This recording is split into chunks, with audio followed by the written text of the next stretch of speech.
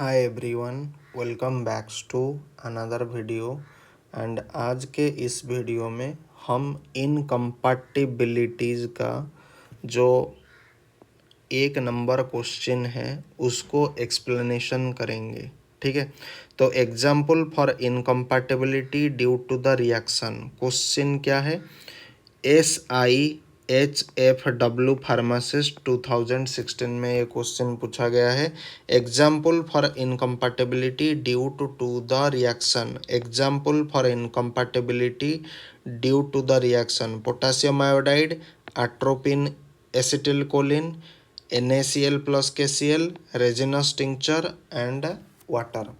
Resinous tincture के साथ water, यानी वो हमें पूछ रहा है कि हमें इनकम्पैटिबिलिटी का एक एग्जाम्पल बताओ जो कि रिएक्शन के चलते होता है। ठीक है, example for incompatibility due to the reaction. Reaction के चलते जो इनकम्पैटिबिलिटी होता है। ठीक है, नाउ इसका एक्सप्लेनेशन हम यहाँ पर देखते हैं। Example for incompatibility due to the reaction: potassium iodide, NaCl KCl, atropine acetylcholine, उसके बाद resinous tincture and water. Now correct answer हमारे लिए पोटेशियम आयोडाइड हो जाएगा। This question ask for an example of a chemical incompatibility. ये हमें क्या पूछ रहा है कि केमिकल इनकम्पैटिबिलिटी के बारे में बताओ। ठीक है, केमिकल इनकम्पैटिबिलिटी के बारे में बताओ। हालांकि यहाँ पर कोई केमिकल वर्ड नहीं आया, फिर भी आपको ये डिकोड करना पड़ेगा कि ये केमिकल है। This question ask for an example of chemical incompatibility, मतलब इनकम्पैटिबिलिटी ड्यू टू रिएक्शन। ठीक है, पोटेशियम आयोडाइड आपका करेक्ट है। Potassium iodide can react chemically with oxidising agent, acid, metal salt, producing iodine and other product.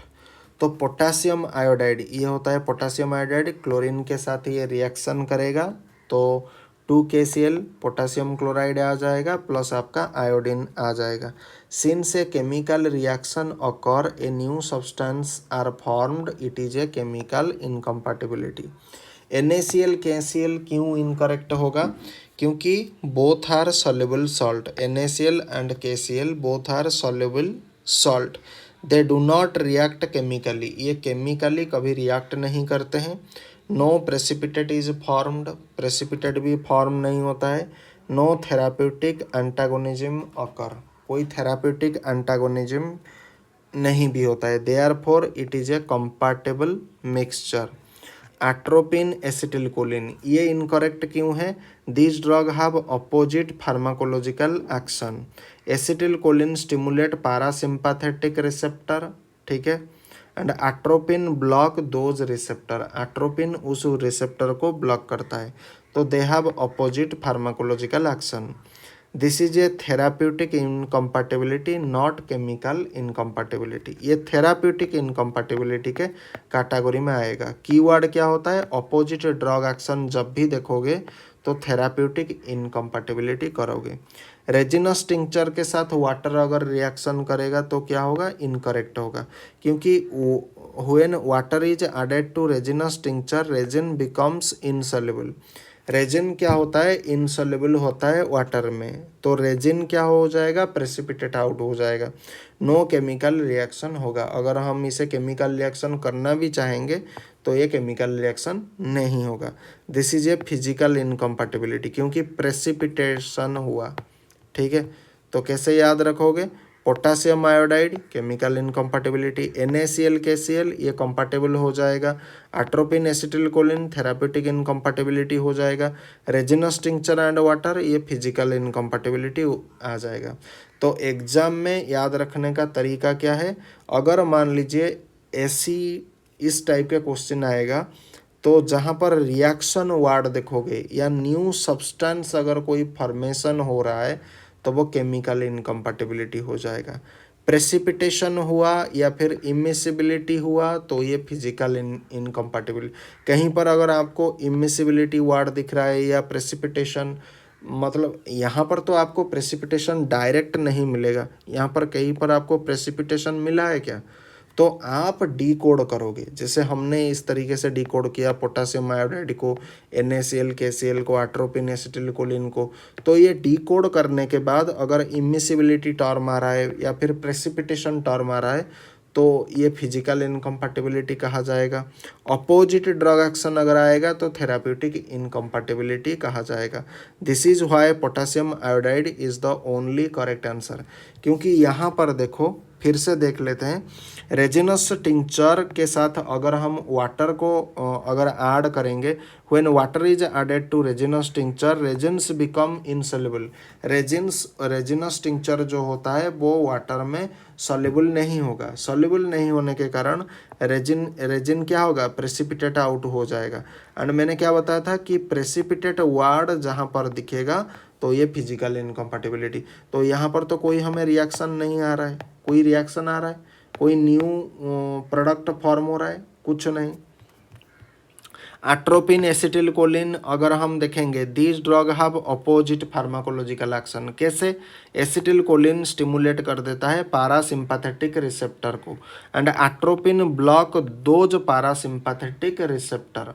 ठीक है, ये stimulate करेगा, acetylcholine stimulate करेगा पारासिम्पैथेटिक रिसेप्टर को, एट्रोपिन ब्लॉक करेगा पारासिम्पैथेटिक रिसेप्टर को।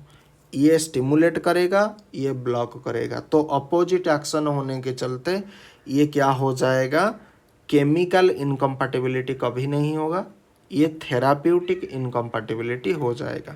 NaCl KCl की अगर हम बात करेंगे, both are soluble salt. NaCl भी सॉल्युबल सॉल्ट, KCl भी आपका सॉल्युबल सॉल्ट।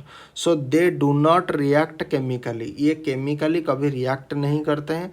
नो प्रेसिपिटेट आपका फॉर्म, कोई प्रेसिपिटेट फॉर्म नहीं होगा।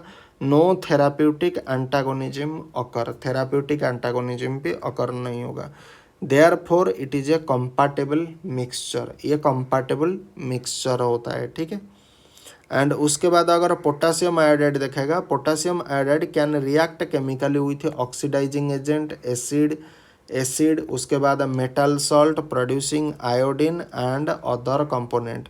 तो पोटेशियम आयोडाइड के साथ क्लोरीन अगर हम रिएक्शन करेंगे, यहाँ पर क्या था, पोटेशियम आयोडाइड। ठीक है, पोटेशियम आयोडाइड, तो पोटेशियम आयोडाइड बहुत के साथ ये करता है, आपको पता होना चाहिए। यहाँ पर तो सिर्फ पोटेशियम आयोडाइड लिख दिया गया है, तो आपको ये चीज़ ध्यान में रखना है कि पोटेशियम आयोडाइड किसके साथ रिएक्शन करता है, ऑक्सीडाइजिंग एजेंट के साथ करता है, एसिड के साथ करता है, मेटल सॉल्ट के साथ करता है।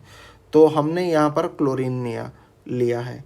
तो पोटेशियम आयोडाइड जब क्लोरीन के साथ रिएक्ट करेगा तो 2KCl होगा, 2K एंड उसके बाद 2Cl, तो 2KCl हो जाएगा, उसके बाद ये आयोडीन हो जाएगा। तो क्योंकि यहाँ पर देखो आयोडीन एक न्यू प्रोडक्ट बन करके तैयार हुआ, since chemical reaction occur and a new substance are formed, it is a chemical incompatibility. जहाँ पर आपको ये दिखे ये रिएक्शन हो गया या फिर न्यू सब्सटेंस फॉर्म हो गया, तो ये केमिकल इनकम्पैटिबिलिटी के कैटेगरी में आ गया। ठीक है, यहाँ पर देख सकते हो, और भी हमने इसको बेसिक कर दिया, ये वही सेम चीज़। ठीक है, बस मैंने थोड़ा और मतलब यहाँ पर कुछ समझ नहीं आया ऐसे करके मैंने, मतलब कुछ समझ नहीं आ रहा है ऐसे करके लिख दिया। मैं सोच रहा था कि कोई और अधिक चीज़ बताएगा, लेकिन वही सेम चीज़, कहानी तो हमेशा सेम होती है ना, बस हम ज़्यादा सोचते हैं इसलिए, लेकिन पढ़ाई एक हमेशा चलता है। ठीक है, इसमें मतलब कोई आलतू फालतू चीज़ नहीं होता है। ठीक है, तो आज का एक्सप्लेनेशन कैसा लगा आप हमें बता सकते हैं। वीडियो देखने के लिए बहुत बहुत धन्यवाद। Thanks for watching.